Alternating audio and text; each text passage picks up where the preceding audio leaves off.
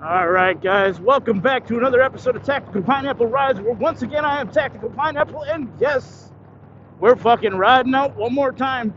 So, yeah, this weekend I had some gorgeous weather, thank goodness, for a charity ride. You will see the fruits of that video taken in the near future, but for today, I got some news to talk about coming out of Wisconsin, of course.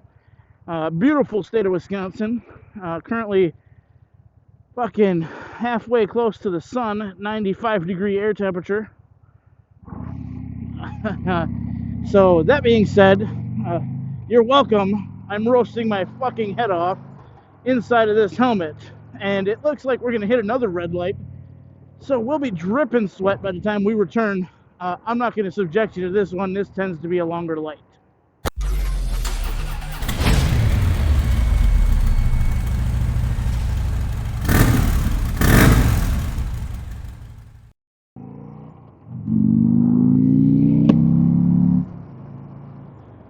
So out of Wisconsin this weekend, there was some news that was shared inside of the Discord. So if you are not a member of the Discord, look in the description. There is a link. Join it. That is probably the easiest way you can get in contact with me. Share information, share news, things you might want me to talk about. But there was something shared by another individual who happens to live in Wisconsin who was like, what the fuck is this? And after looking at it, I said the same thing. What the fuck is this? So apparently, Wisconsin is the next one on the list to go after quote-unquote ghost guns.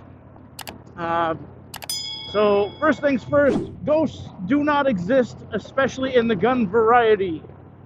80% lowers are not guns. Therefore, they are not ghost guns. They cannot be banned as a sale. They are a hunk of plastic.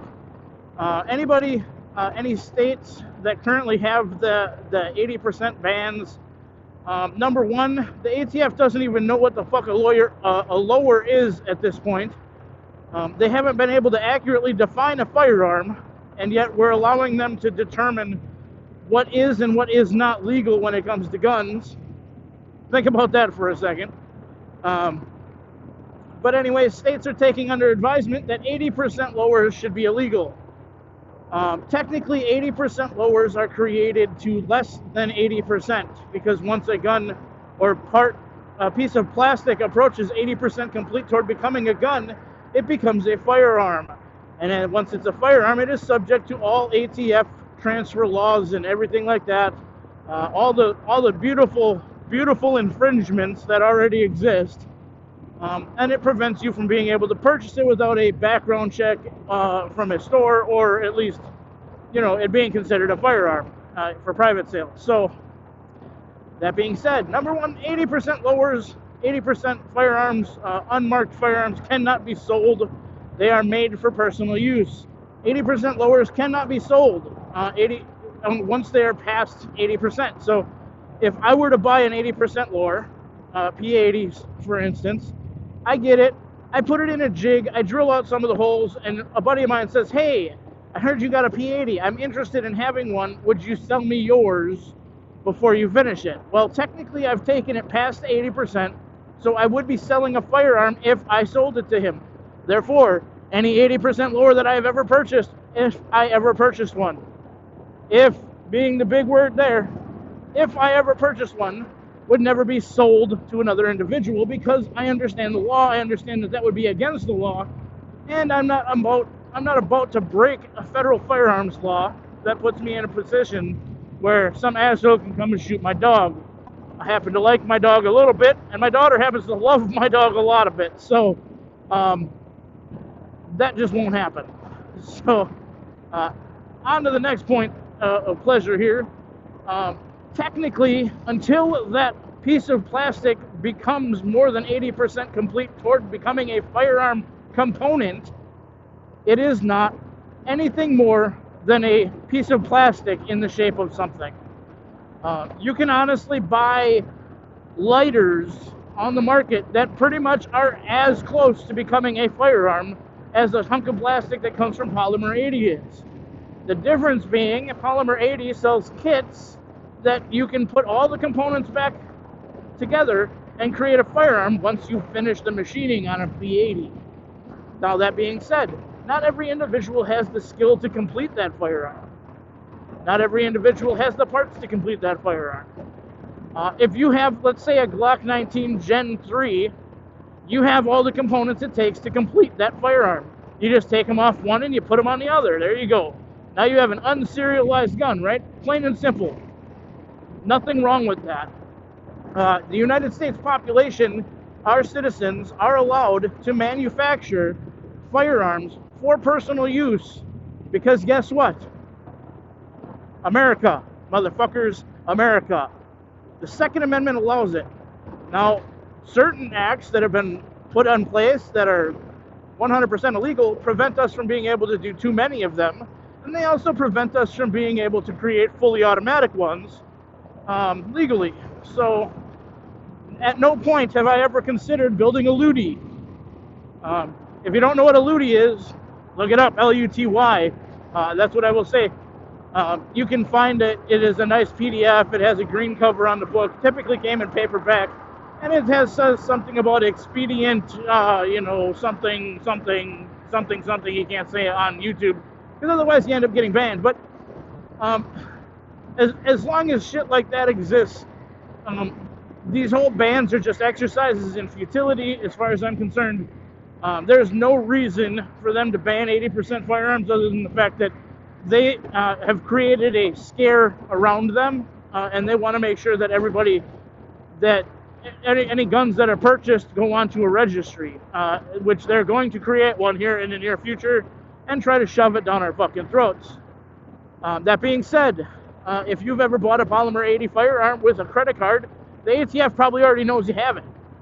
Plain and simple, they raided Polymer 80, took all their financial statements, took all those records, and yeah, people buy shit with credit cards. Guess what? You bought it with a credit card, they know about it. It's plain and simple. They don't even need to go there and get it because they just ask for the data from the credit card companies and they give it up. So, what am I trying to say here? It doesn't matter what you do anymore, you're going to be tracked. You can create these firearms, and there's nothing wrong with it. They've created a panic and fear in relation to these quote-unquote ghost guns or untraceable firearms, and said that they are the worst thing in the world, and people with felony convictions are all getting these. And are there? Probably. Fact of the matter is, though, less than 1% of all gun crimes are committed with an untraceable firearm. Of those 1% of gun crimes that are committed with untraceable firearms, and I'll say quote-unquote untraceable firearms, the majority of those, I think about 78%, are actually guns that have had the serial numbers filed off of them. So they didn't actually start life as an 80% firearm. It's actually 100% impractical, if you think about it, to build an 80% firearm for use in a crime. Number one, your tooling is going to leave marks that could potentially forensically link you to that firearm, should you, say, dump it or whatever.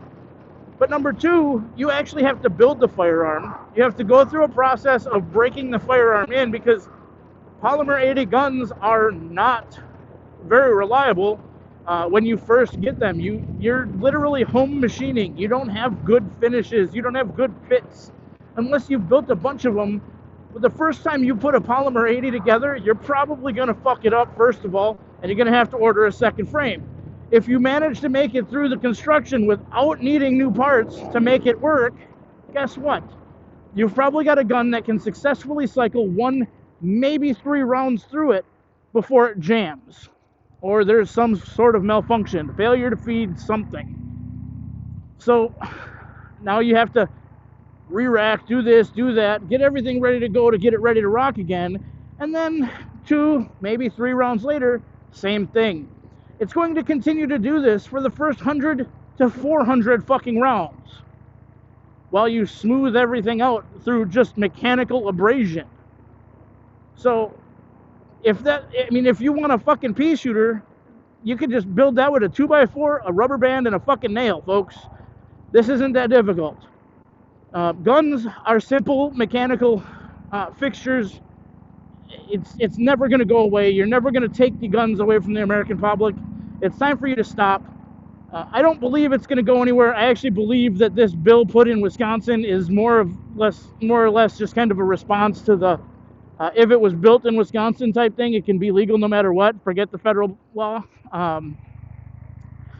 So I don't think it's going anywhere. It's grandstanding at its best, like usual. Over politicization of guns is going to be the definition of the next 2 to 7 fucking elections. So get used to it, folks. A lot of this shit isn't going to pass. The stuff that does, it's going to be fought. We just need to tell our representatives we're not down for it. Get the fuck lost. Get bent. We don't want this shit go away. Get rid of them. Get rid of everybody in office. Put new people in. People you trust. It's plain and simple. I've said it before. I'll say it again. Run this shit with the elections, folks. Run it with the fucking elections. So, I mean, it's like beating a dead horse, but I think most of you guys here actually understand what I'm saying. Understand that it's 100% important for me to be saying that. And, well, frankly, you get it. You fucking get it. So, on that note, folks, I'm going to take off for the day. Keep it 2 wheels down, shiny side up, and carry your fucking pistols, folks. Even if they're unserialized, because they're coming to get them.